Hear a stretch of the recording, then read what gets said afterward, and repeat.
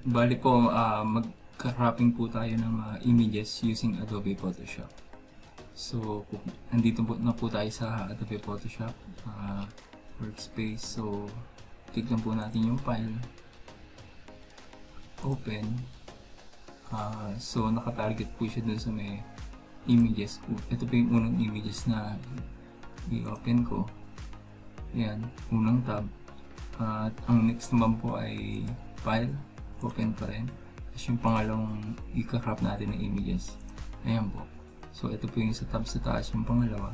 So, ito po, i-click po natin yung unang tab. So, yan, ayan po siya. Bali, ang shortcut keys po sa cropping ay letter C. I-press lang po natin yung letter C natin sa keyboard. Okay, bali, yan. Tapos, ito po, crop tool. At shortcut keys, letter C. So, ayan. So, bali, napansin nyo po lahat ng mga sides ng background, ng images ay white space pala. Ay nagkaroon siyang puting edges. So, bali, kung i-crop po natin yan, i-drag lang po natin. Ayan. Baliit. Ayan.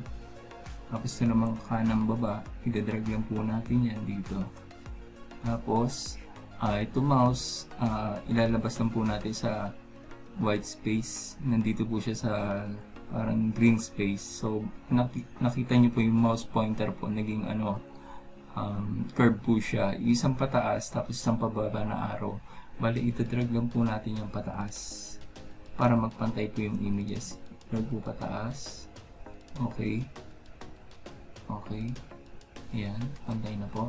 Tapos, i-crop uli po natin itong white space na edges nito. Ayan. Ayan. Tapos yung sa baba uli. Ayan. Okay. Okay. Tapos, check nyo lang po.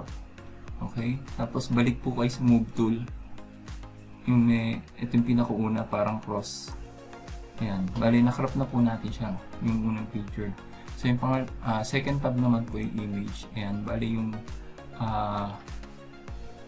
parang dagat po, ipapantay po natin. So letter C, type po natin. Ayan, nag-highlight uli siya sa crop tool. So, bali dito, ipapantay lang po natin yung dagat dito. So, lalabas po natin yung mouse. Dito po tayo sa side. So, naman po yung curve uli na may arrow na at sa pababa. I-drag lang po natin pa ilalim. Medyo pumantay po ng konti. Ayan. Tapos, pwede rin po natin, depende na po sa inyo. Kung gusto nyo i-drag, ulitan yung image. Nasa inyo na po yun. Or tanggalin nyo yung ulo. Ganyan. So, check. Okay. Ayan na po. Tapos, balik po sa cross. Ayan. So, nakakrop na po tayo ng dalawang images. Ayan po.